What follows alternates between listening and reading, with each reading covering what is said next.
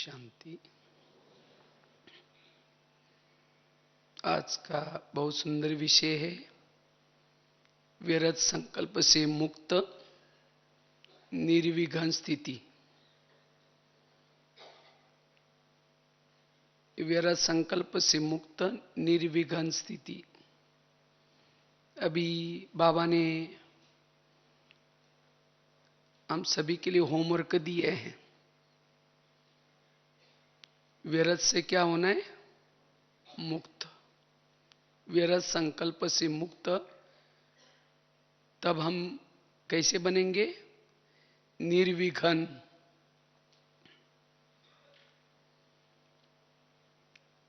क्योंकि व्यर्थ से मुक्त बनने की बहुत आवश्यकता है।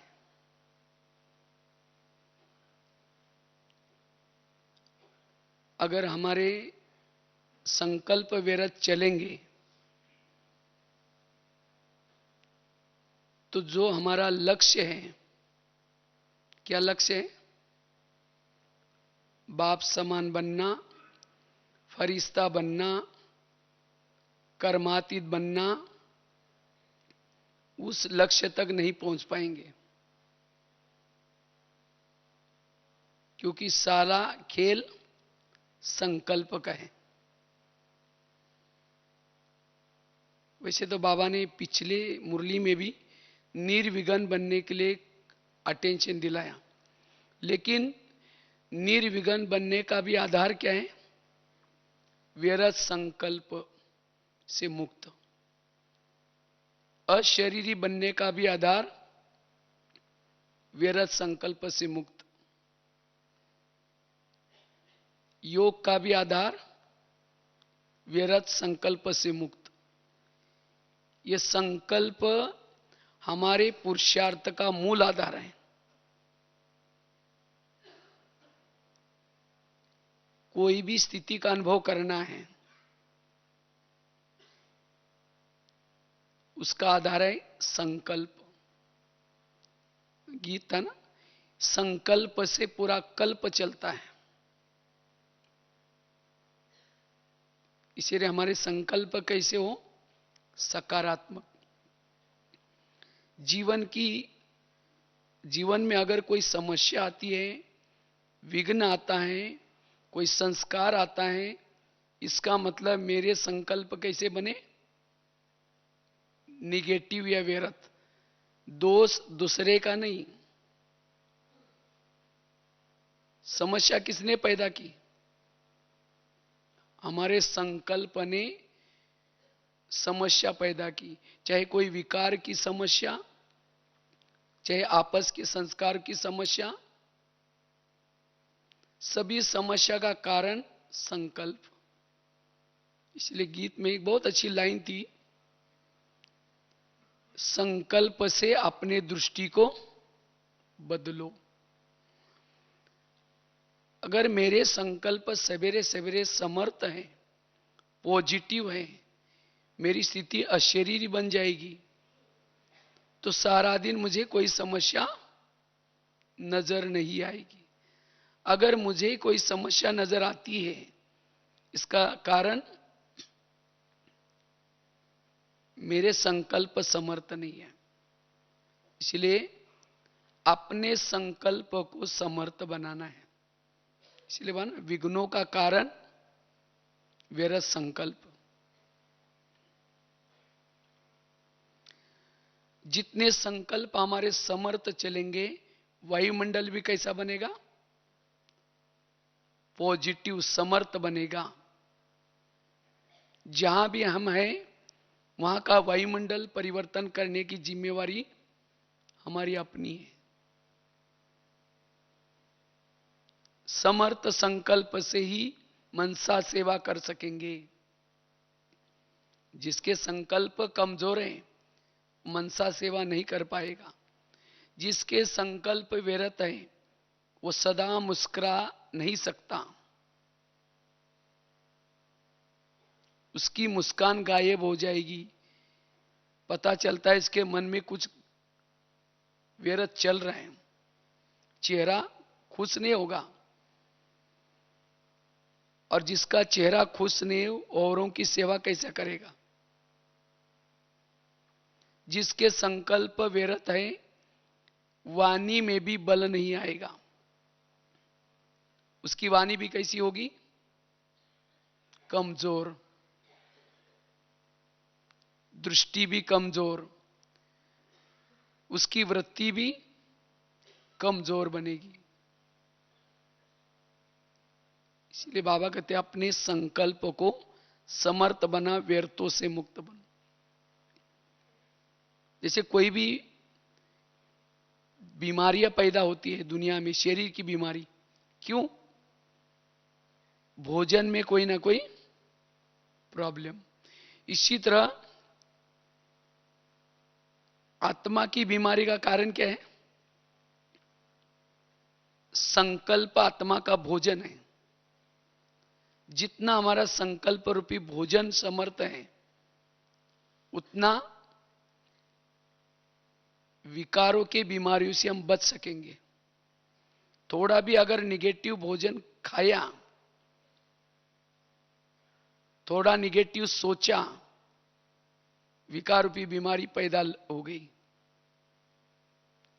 इसलिए हमें अगर अपने संस्कारों को भी बदलना है तो संकल्प कैसे चाहिए? समर्थ। व्यर्थ संकल्प से अंतर्मुक्ता भंग हो जाती है। जो व्यर्थ सोचता है अंतर्मुखी नहीं बन सकता। व्यर्थ सोचने से एकाग्रता भी भंग हो गई, शांति भी भंग हो गई।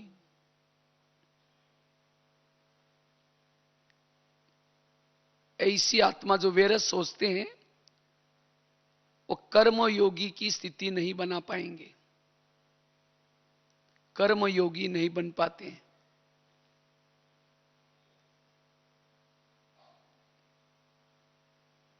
जो व्यर्थ सोचता है ना सोमान में रह सकता, न स्वधर्म में टिक सकता।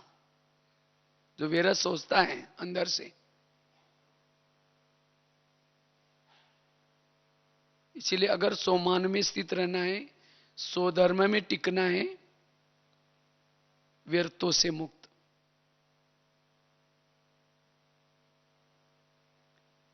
जितना व्यर्थों से मुक्त, उतना हम लाइट हाउस, माइट हाउस स्थिति का अनुभव कर पाएंगे।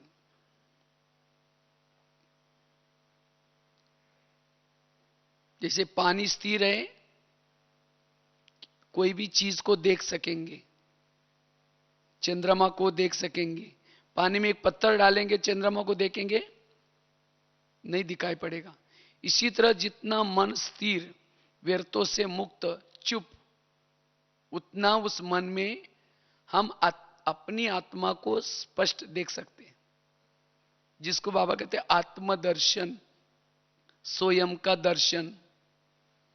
और जिसको स्वयं का दर्शन होता है,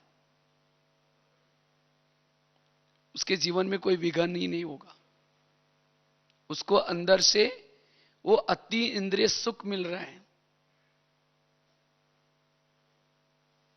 उसका समय सफल हो रहा है, वाइब्रेशन अच्छी फैल रहे उसे, जो अपनी आत्मा को देख रहा है। इसको ही कहते हैं आत्मा अभिमानी स्थिति। बुद्धि रूपी नेत्र में सदा आत्म ज्योति दिखती रहे। और जिसको अपनी आत्म ज्योति दिखेगी, उसको दूसरे का भी शरीर नहीं दिखता। ये तो कई कहते हैं हम किसी को देखते हैं उसका शरीर नजर आता है, क्यों? इसका मतलब हम सोल कॉन्शियस में नहीं है। और क्यों नहीं है? अंदर निगेटिव कुछ चल रहा है। और जितना निगेटिव व्यर्थ संकल्प चलते हैं मन में, उतना बुद्धि अस्वच्छ बनती है। अस्वच्छ बुद्धि, बुद्धि क्लीन क्लियर नहीं होगी, निर्णय शक्ति खत्म हो जाती है। व्यर्थ सोचने से, इसलिए बाबा कहते बच्चे व्यर्थ से मुक्त बनो, निर्विघन बन सकेंगे,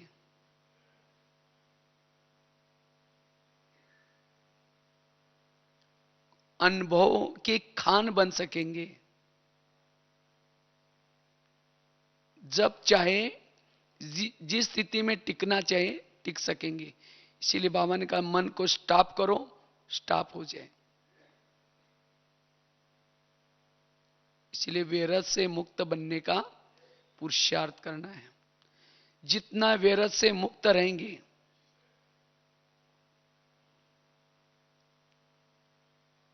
उतना हम अपने एक एक श्वास को सफल बना सकेंगे।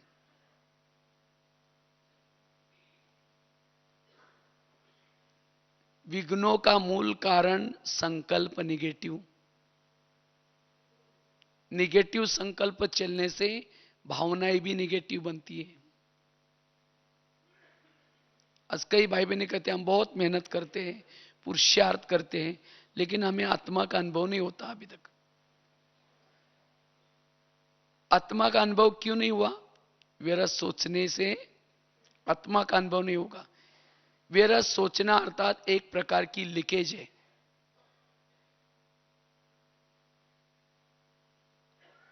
व्यर्थ की लीकेज होगी तो आत्मा का अनुभव नहीं कर पाएंगे।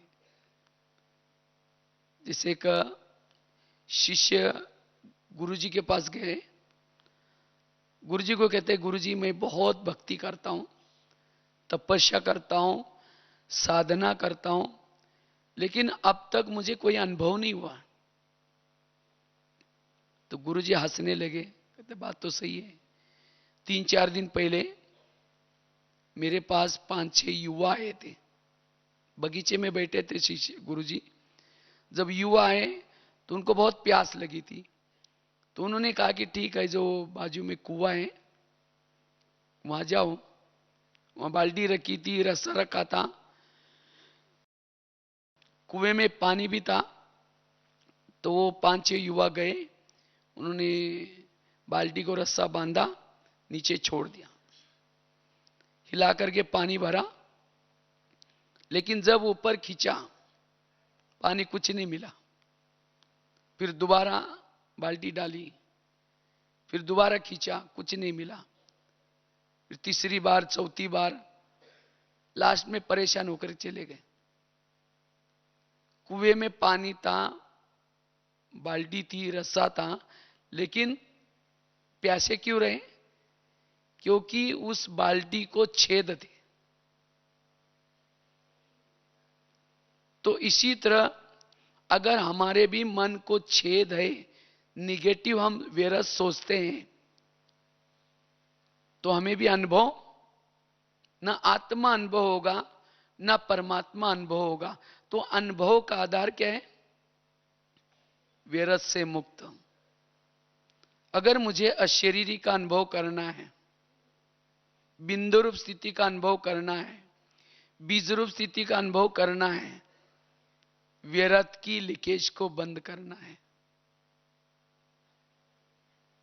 मन हमारा सदा कैसा रहे? चुप रहे।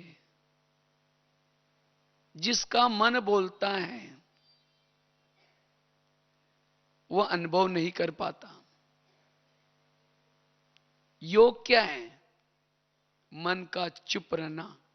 जब मन व्यर्थों से चुप रहेगा तो समर्थ सोचना शुरू करेगा, वो बाबा से बातें करेगा।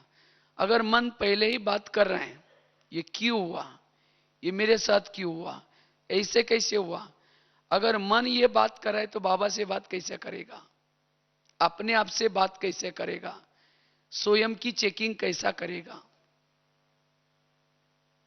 इसीलिए मन को क्या करो? चुप करो। मन सदा चुप रहे, तब हम निर्विघन बन सकेंगे।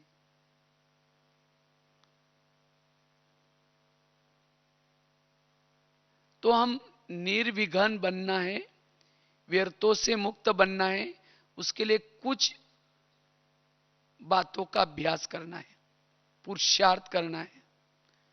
तो सबसे पहली बात है, अगर व्यर्थों से मुक्त बनना है आज हमारे मन में क्यों निगेटिव चलता है, व्यर्थ क्यों चलता है? उसका सबसे पहला कारण है, किसी के प्रति अगर हमारी वृत्ति नेगेटिव है तो हमारे मन में भी नेगेटिव चलेगा। इसीलिए अगर मन को चुप रखना है, इसलिए पहले क्या करना पड़ेगा? वृत्ति को पॉजिटिव बनाना पड़ेगा। अगर किसी के प्रति मेरी वृत्ति नेगेटिव है, उस व्यक्ति को देखते ही संकल्प भी नेगेटिव चलेंगे। और वृत्ति भी बनी कैसी? नेगेटिव सोचने से वृत्ति बन गई। और एक बार अगर वृत्ति नेगेटिव बन गई तो फिर वृत्ति में चली गई बात कोई भी, तो सोच ज्यादा चलते हैं। इसलिए अपने वृत्ति को, जिस व्यक्ति के प्रति हमारे नेगेटिव संकल्प चलते हैं या विघ्न निर्माण होते हैं, उस बात के लिए हमें क्या बनना पड़ेगा? अभी पॉजिटिव। और पॉजिटिव बना करके वृत्ति को बदलना है।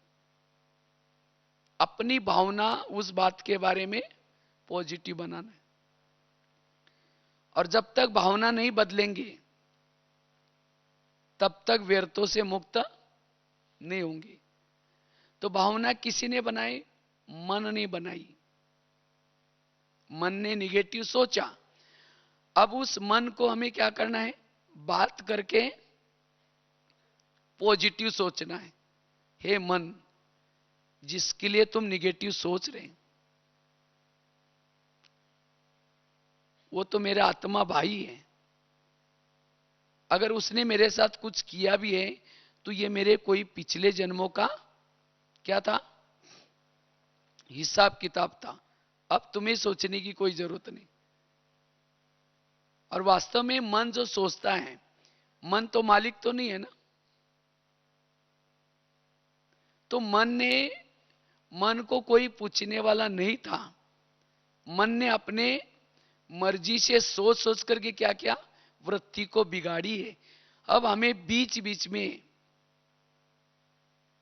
उसी मन से पॉजिटिव सोच करके क्या बनाने? वृत्ति को शुद्ध। जितनी वृत्ति शुद्ध बनेगी, संकल्प स्टॉप हो जाएंगे, मन चुप हो जाएगा। इसलिए जिस व्यक्ति के प्रति वृत्ति नेगेटिव है, जिस बारे में मेरे विघ्न पैदा हो गए, उसके बारे में पॉजिटिव वृत्ति पॉजिटिव बनाने की जरूरत है। जितनी वृत्ति पॉजिटिव, व्यर्थों से मुक्त। इसीलिए बाबा कहते, बच्चे रोज अपने मन से बातें करो। मन किसके बारे में क्या सोचता है चेक करो। आखिर मन को पूछो, मन तुमने उसके लिए ऐसा क्यों सोचा? मैंने तो आपको कहा नहीं था, क्यों सोचा? दोबारा उसके लिए पॉजिटिव सोच। उसके अंदर के जो अवगुण देखे, उसके बजाय उसका गुण देख। उसके अंदर कोई विशेषता भी तो है। और इसी तरह जिसका मन अगर उस व्यक्ति के बारे में पॉजिटिव बनता है, उस परिस्थिति के बारे में पॉजिटिव बनता है, तो मन क्या हो जाएगा? व्यर्थों से मुक्त बनेगा। तब हमारी वृत्ति बदलेगी और वो व्यक्ति सामने आते ही संकल्प भी हमारे कैसे चलेंगे? पॉजिटिव। तो ये पुरुषार्थ हमें करना है, तब हम निर्विघ्न बन सकेंगे। जो हमारी एक दूसरे के साथ जो बनती नहीं, क्योंकि संकल्प निगेटिव चलने से पहले तो वृत्ति निगेटिव बन गई, दृष्टि निगेटिव बन गई, उसके साथ साथ उसे नफरत पैदा हो गई, घृणा पैदा हो गई, क्रोध पैदा हो गया मन से, अंदर से अंदर। फिर उनसे किनारा करना शुरू किया। अगर फिर उस व्यक्ति का, जिसके प्रति भावना खराब हो गई, वृत्ति खराब हो गई, अगर उस व्यक्ति का कोई महिमा भी करता है, उसका महिमा सुनेंगे? नहीं सुनेंगे। तो ये सब कैसा पैदा हो गया? व्यर्थ सोचने से। व्यर्थ से बहुत सारी बातें पैदा होगी। इसीलिए हमें क्या करना है? अपनी वृत्ति को पॉजिटिव बनाना है। तो ये है पहली बात। दूसरी बात है, अगर हमें व्यर्थों से मुक्त बनना है तो बुद्धि को सदा जागृत रखना है। जितनी बुद्धि हमारी जागृत है उतना व्यर्थों से मुक्त। क्योंकि मन का बॉस कौन है? मन का बॉस है बुद्धि। हम मन को कंट्रोल तो करना चाहते हैं, लेकिन हमारा बुद्धि की तरफ ध्यान नहीं होता। जहां ध्यान है वहां मन चला जाता है। इसीलिए अगर व्यर्थों से मुक्त बनना है, बुद्धि को कोई ना कोई काम देना है। क्योंकि जहां बुद्धि जाते हैं मन उसी के बारे में सोचता है। इसीलिए बुद्धि को जागृत, जागृत अर्थात अगर हम परम धाम को लगाएंगे तो मन में विरत क्यों चलेगा? अगर बुद्धि बाबा की तरफ जाएगी विरत नहीं जाएगा। इसलिए बुद्धि को जागृत रखना है। जितना बुद्धि जागृत उतना व्यर्थों से मुक्त। पहली बात बताई, अपने वृत्ति को परिवर्तन। अगर वृत्ति नेगेटिव है तो संकल्प भी चाहे आप चाहेंगे नहीं तो भी संकल्प जरूर नेगेटिव चलेंगे। जैसी वृत्ति वैसे संकल्प। अगर वृत्ति किसी के लिए हमारी पॉजिटिव है, हमारे संकल्प भी पॉजिटिव। वृत्ति नेगेटिव है, संकल्प भी नेगेटिव। दूसरा कारण है, अगर हमारा बुद्धि की तरफ ध्यान नहीं है, बुद्धि अगर इधर उधर है, तो जहां बुद्धि में बात वो घुसी है, बुद्धि जहां लगी है वही के संकल्प चलते हैं। इसलिए हमें बुद्धि से सदा जागृत रखना है। आखिर मेरा ध्यान कहां जाता है? जहां ध्यान है वहां मन जाता है। मन को तो हम शुद्ध संकल्प देना चाहते हैं, लेकिन बुद्धि, जैसे सामने कैमरा है, कैमरा जिस के सामने है वही चित्र टीवी में आता है। इसी तरह बुद्धि कैमरा है, मन टीवी है। तो अगर मेरे संकल्प नेगेटिव चलते हैं, इसका मतलब वहां मेरी बुद्धि अटकी है। इसीलिए बाबा क्यों कहते हैं, बच्चे सारा दिन आपकी बुद्धि कहीं भी न अटके, न लटके, न चटके। अगर बुद्धि कहीं अटक गई, वहां के संकल्प चलना शुरू हो जाएगा। इसीलिए बुद्धि को हमें सदा जागृत रखना है। बुद्धि रूपी नेत्र से देखना है। बाबा को देखो, परमधाम को देखो। जितना बाबा बुद्धि से देखने में लगाएंगे, संकल्प नहीं चलेंगे। जिसको बाबा कहते साक्षी अवस्था बन जाएगी। इसीलिए बुद्धि से सदा जागृत रहना है।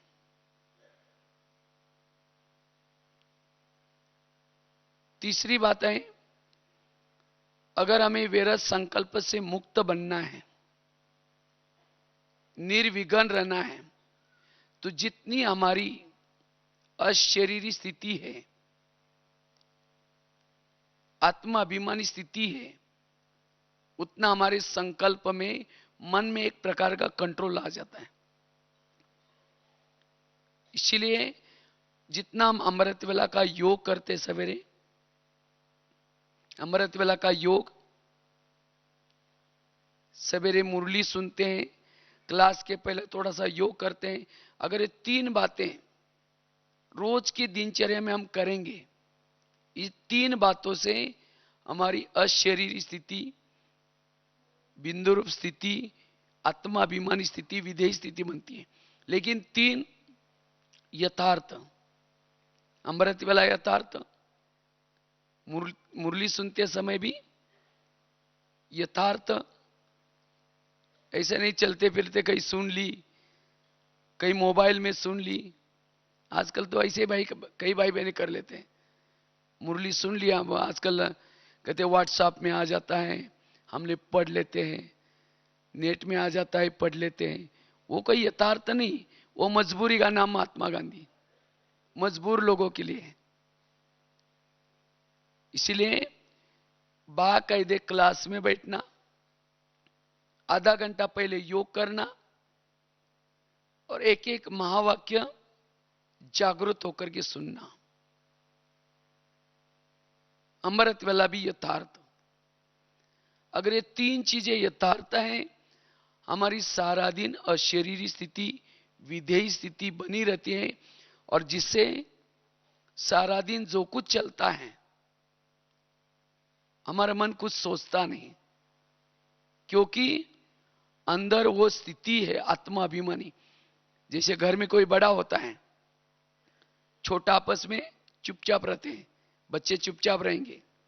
इसी तरह इस शरीर रूपी घर में जिसकी आत्म स्थिति जागृत है, मन चुप रहता है, कुछ भी नहीं सोचेगा,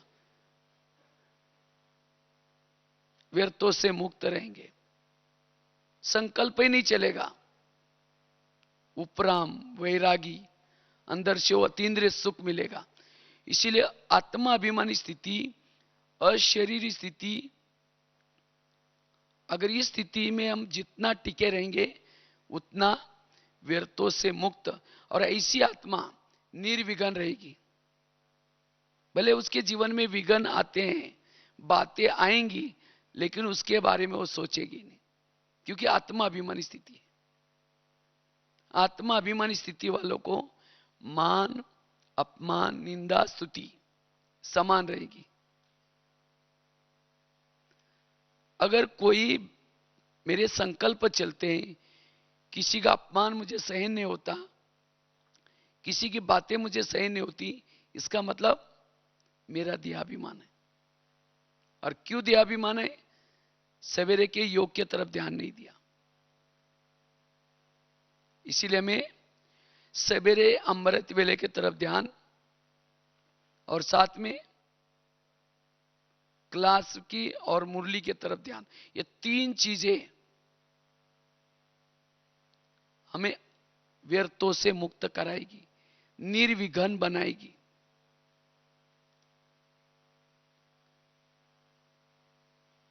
ये तीन चीजों का अभ्यास। कितनी बातें बताई? पहली बात बताई, अपने वृत्ति को बदलना है। और वृत्ति कैसी बदलेगी? मन से बात करने से। जिसके प्रति मन ने वृत्ति निगेटिव बनाई है, उसके लिए मन से बात करो, हे मन, जिसके लिए तुम सोच रहे हो वो तो मेरा आत्मा भाई है, और तुम उसके लिए निगेटिव सोच सोच करके तुम मुझे दूर कर रहे हो, हमारे में झगड़ा लगा रहे हो। इसीलिए मन, आगे से कभी भी उस व्यक्ति के बारे में ऐसा नहीं सोचो जिसको बाबा भी कहता है मीठे बच्चे, और तुम कहते हो उसको कोई अक्ल नहीं है। ये तुमको किसने कहा? आगे से तुम्हें नहीं। इसी तरह अपने मन के लिए शक्ति बना दो। अब होता क्या है, हम मन के अधीन होते हैं। जब कोई व्यक्ति के बारे में मन सोचता है, आत्मा चुपचाप होकर के बोल दो कोई बात नहीं, सोचो। और जितना मन सोचता सोचता है, वो हमारी भावना को बिगाड़ देता है, वृत्ति को बिगाड़ देता है। और एक बार वृत्ति में चला गया, उसके लिए फिर न संस्कार टकरा होंगे, विघ्न पैदा होंगे। इसीलिए निर्विघ्न बनना है, वृत्ति बदलना जरूरी है। दूसरी बात कौन सी बताई? बुद्धि को जागृत रखना है, क्योंकि जहां बुद्धि जाते है मन जाता है। अगर मन में कोई संकल्प चल रहे, बुद्धि से बात करो, बुद्धि तुम कहां हो, उस बात के बारे में क्यों मन तुम वहां क्यों देख रहे? क्योंकि बुद्धि तो देख रहे, तब तो जाकर संकल्प चल रहे। इसलिए बुद्धि को जागृत। तीसरी बात, अशरीरी विधेय स्थिति का आत्माभिमानी स्थिति का अनुभव। चौथी चीज है, वैसे तो गला खराब है थोड़ा, बीच में अभी यूपी में गए थे, वहां अचानक ओले गिरे थे और वहां मौसम थोड़ा बहुत ठंडा मौसम हो गया, और वैसे भी 3-4 दिन में करीबन 16 कॉलेज में लेक्चर था, इसीलिए थोड़ा सा, फिर भी ड्रामानुसार ठीक हो जाएगा कल परसों। तो बात बता रहे थे, पहला बता, चौथी बात है योग। व्यर्थ संकल्प क्यों चलते हैं? योग की कमी। जितना हम योग युक्त रहते हैं, ज्वाला स्वरूप स्थिति का अनुभव करते हैं, तो ज्वाला स्वरूप स्थिति में रहने से हमें जो अतीन्द्रिय सुख मिलता है, वो सुख के सामने विघन कुछ भी नहीं है।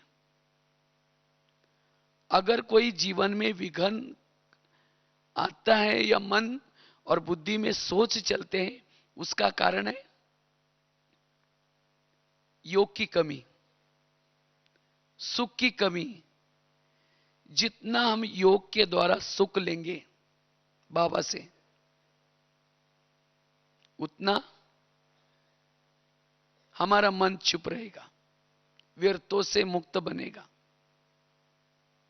इसीलिए हम अपने दिनचर्या में योग को विशेष महत्व दें।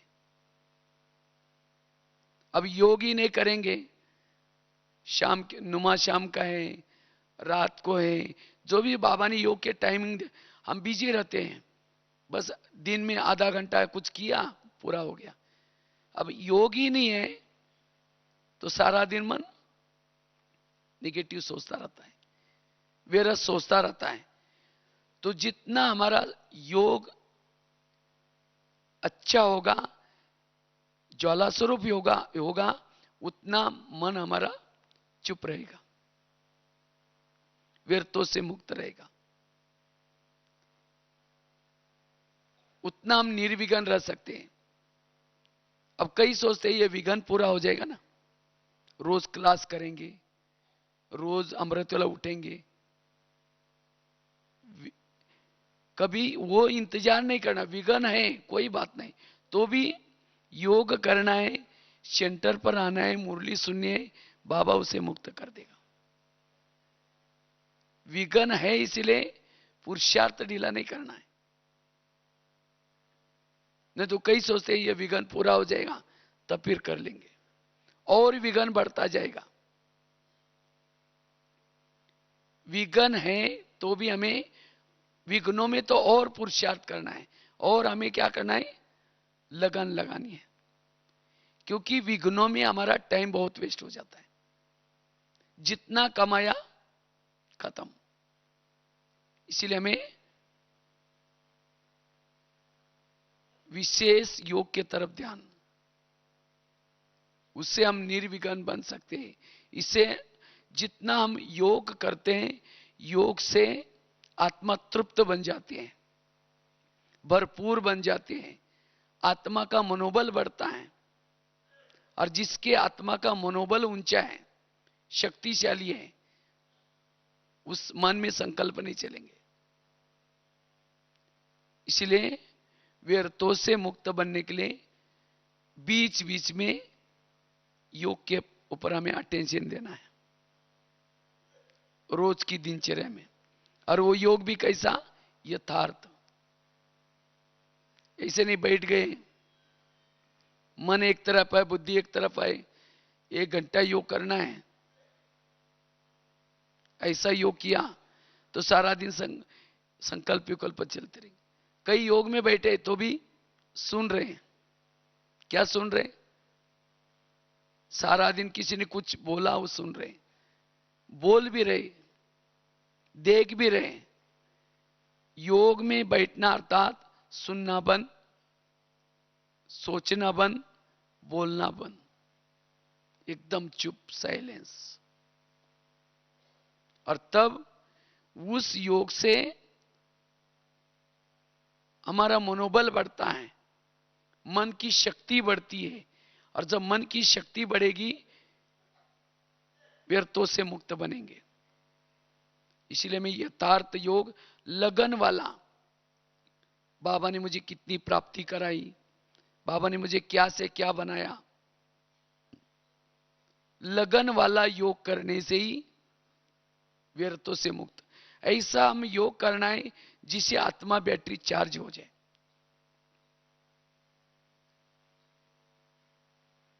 तब सारा दिन हमारा मन चुप रहेगा, व्यर्थ नहीं सोचेगा।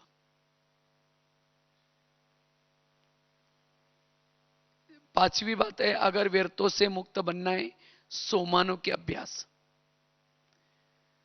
वर्तमान समय जो मन निगेटिव सोचता है, क्यों सोचता है? हम दूसरे से अपेक्षा करते, क्या उसने मुझे पूछना चाहिए, मुझे रिगार्ड देना चाहिए, उसने मुझे ये करना चाहिए। और वो क्या सोचता है? उसने मुझे देना चाहिए। ये उसके लिए सोच रहा है, ये उसके लिए सोच रहा है। इसीलिए अब हमें और लोगों से अपेक्षा नहीं करनी है। बाबा ने हमें कितना सम्मान दिया है, सम्मान दिया है।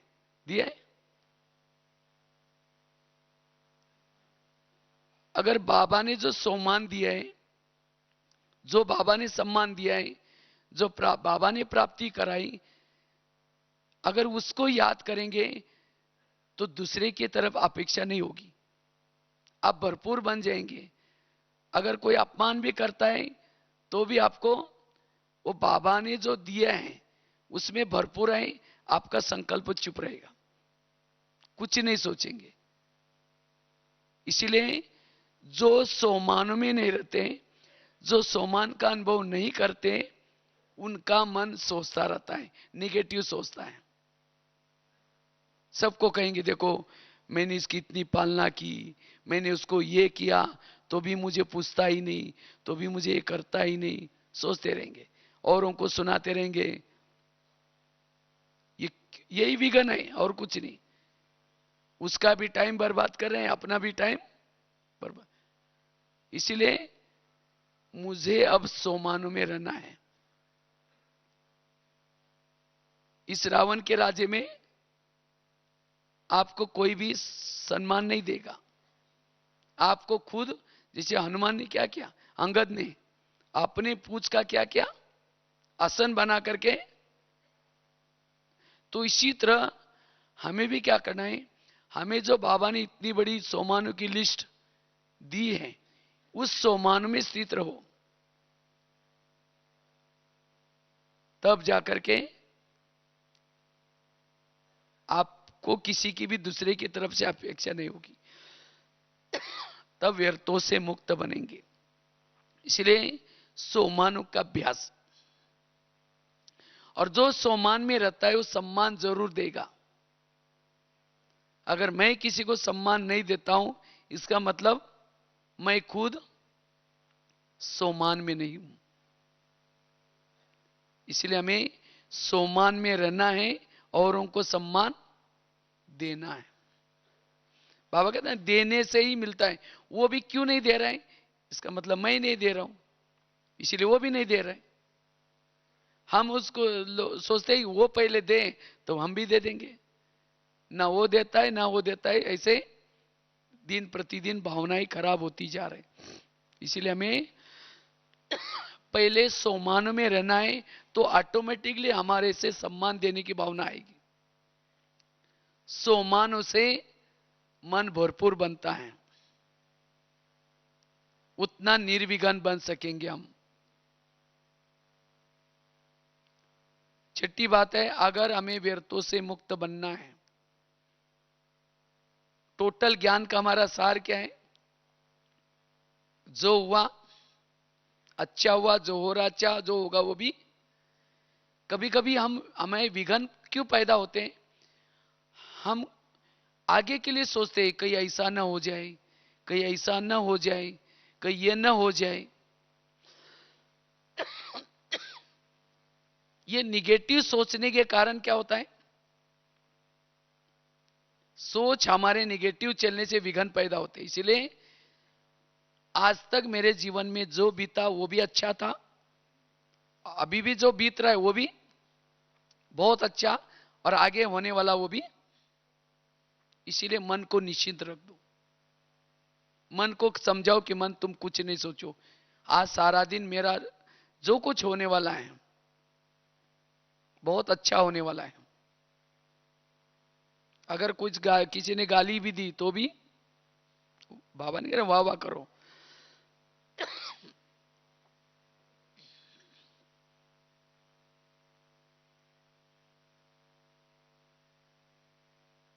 किसी ने गाली दी तो भी वाह वाह, कोई विघन डाला तो भी वाह वाह। ये वाह वाह करेंगे तो भी व्यर्थों से मुक्त बन जाएंगे। इसीलिए संगम युग में चाहे हमारे कोई पड़ोसी है, चाहे कोई पति है, चाहे कोई बच्चे हैं, सब कैसे हैं? वाह वाह के लिए। क्योंकि इनके संग में आने से हमें कौन मिला है? बाबा मिला है। ये तो पति तो बहुत हर जन्म में मिले, हर जन्म में पड़ोसी भी मिले हैं, लेकिन उनके कारण बाबा मिला। तो ये जैसे है वैसे हमें वाह वाह करना है। तो जितना वाह वाह करते रहेंगे उतना व्यर्थों से मुक्त बनेंगे। इसीलिए ड्रामा कल्याणकारी है, हर परिस्थिति भी कल्याणकारी। तो जितना ही स्थिति में रहेंगे उतना व्यर्थों से मुक्त। टोटल ज्ञान का सार भी है, जो हुआ अच्छा हुआ, जो हो रहा अच्छा, जो होगा वो भी अच्छा। आज दुनिया में देखो लोगों को बीमारियां हो रही, क्यों हो रहे? निगेटिव सोचने से, व्यर्थ सोचने से। व्यर्थ सोचने से तनाव पैदा होता है। तनाव को इंग्लिश में क्या बोलते हैं? टेंशन। टेन मतलब कितना? 10, और सन मतलब बच्चे। टेंशन मतलब 10 बच्चे, पहले तो 2 4 है और फिर 10 होंगे तो कैसा सुखी रहेगा? इसी तरह निगेटिव सोचने वाला भले ज्ञान में है, मुरली सुनता है, सब कुछ करता है, तो भी निगेटिव सोचेगा तो भी सुखी, सुख और शांति का अनुभव नहीं होगा। इसीलिए बाबा ने कहा ना, अटेंशन रखो। अटेंशन होगा तो टेंशन नहीं आएगा। अटेंशन ये जोड़ देना है, तब टेंशन नहीं होगा। नहीं तो टेंशन करेंगे, निगेटिव सोचेंगे तो कुछ समय के बाद फिर बीमारियां शुरू होना शुरू हो जाएगी। इसलिए हमें व्यर्थों से मुक्त, और ऐसी आत्मा ही खुशनुमा रह सकती है, वही वायुमंडल को अच्छा बना सकती है। अगर खुद खुश नहीं है, विघ्नों में है, तो हमारे सेवा का प्रभाव नहीं पड़ेगा। इसीलिए बाबा कहते बच्चे कुछ भी हो जाए, आप क्या बनो? निर्विघ्न बनो। इसलिए जो हुआ अच्छा हुआ, जो हो रहा अच्छा, जो होने वाला वो भी अच्छा। 7वीं बात है, व्यर्थों का कारण है, मन में व्यर्थ क्यों चलता है? क्योंकि वास्तव में आज हमारे जीवन में कोई भी प्रॉब्लम्स आता है या कोई समस्या आते हैं, हम दूसरे के ऊपर डाल देते हैं, इनके कारण ऐसा हुआ, बस और कुछ नहीं है, इसके कारण ऐसा हुआ। वास्तव में टाली कभी एक हाथ से नहीं बजती, टाली के लिए कितना चाहिए? 2 हाथ। आज मेरे जीवन में कोई प्रॉब्लम या समस्या क्यों आए? मेरे ही कोई पिछले जन्मों के कर्मों के कारण।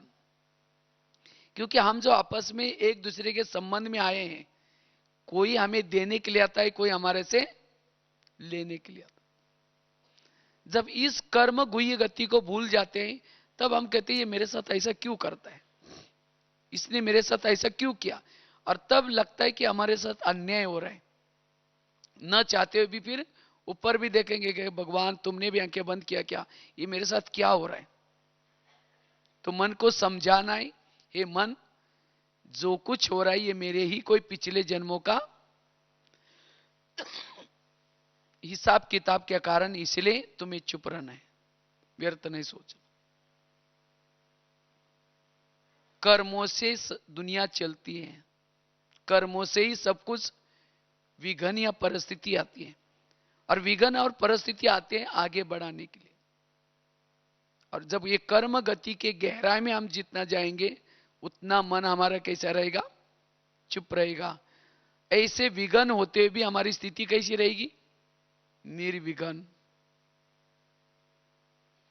विघन आते हैं लगन बढ़ाने के लिए, आगे बढ़ाने के लिए, लेकिन कौन आगे बढ़ेगा, जो विघ्नों के समय व्यर्थों से मुक्त है।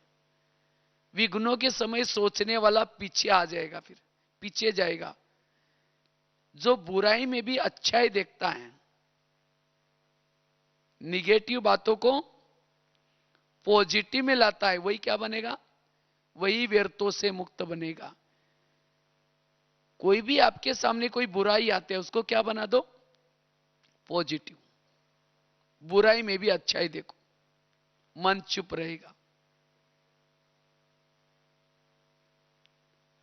8वां कारण है क्यों हमारा मन व्यर्थ सोचता है, जब हम किसी का अवगुण देखते हैं। अवगुण देखने का दृष्टिकोण है, मन व्यर्थ सोचना शुरू करता है। और अवगुण देखने का अगर दृष्टिकोण है, विघन पैदा होंगे। इसीलिए हमें क्या बनना है, हंस बनना है। और हंस बन करके सबके गुण रूपी मोती चुगो। और जितना हम हंस बनकर के गुण लेते हैं, सबके गुण, अवगुण देखना यही वास्तव में व्यर्थों का कारण है। इसलिए हमें किसी का भी अवगुण नोट नहीं करना, निर्विघन बन जाएंगे।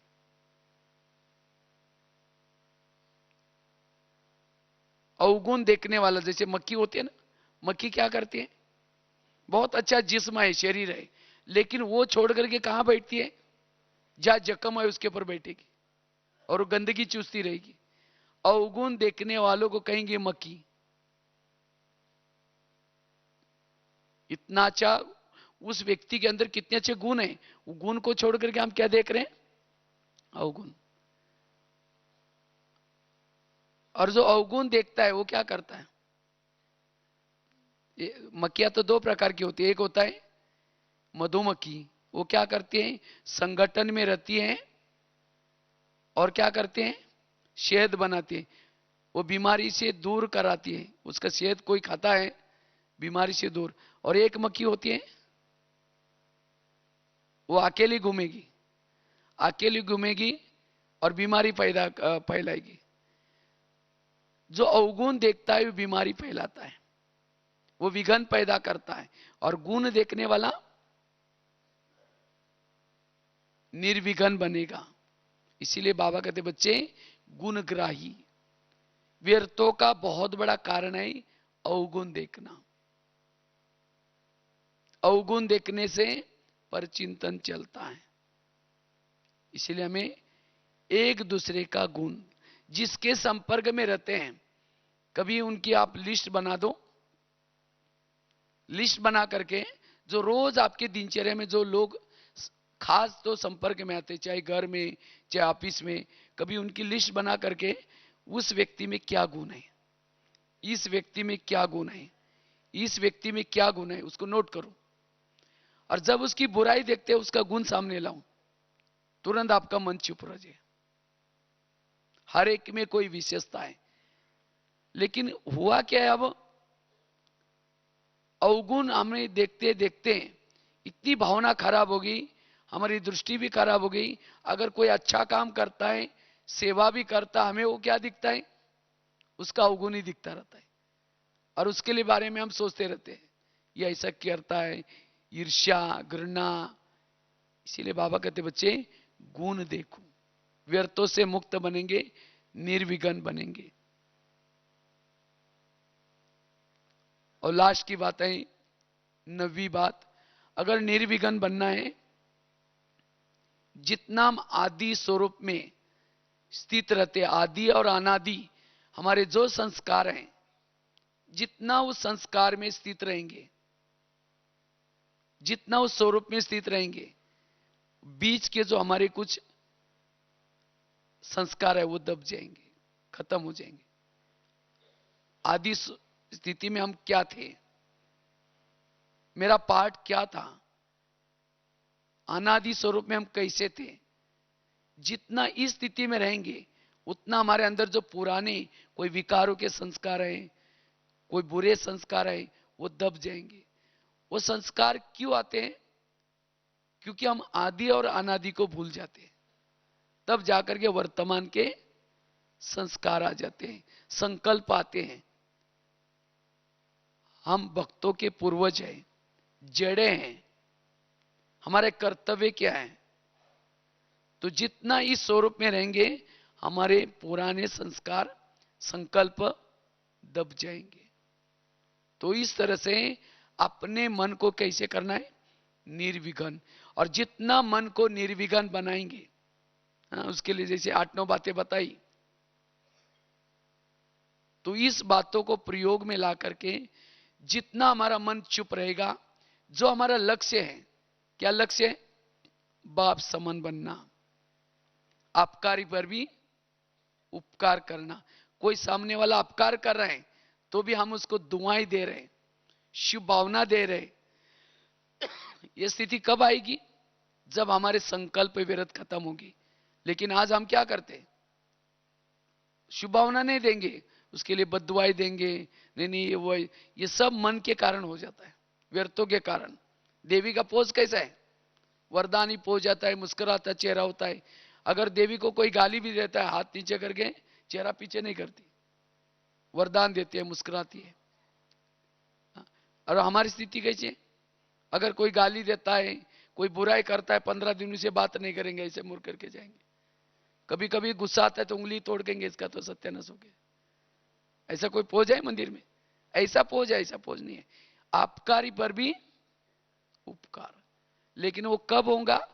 जब हमारा मन चुप रहेगा, व्यर्थों से मुक्त बनेगा, तब हम निर्विघ्न।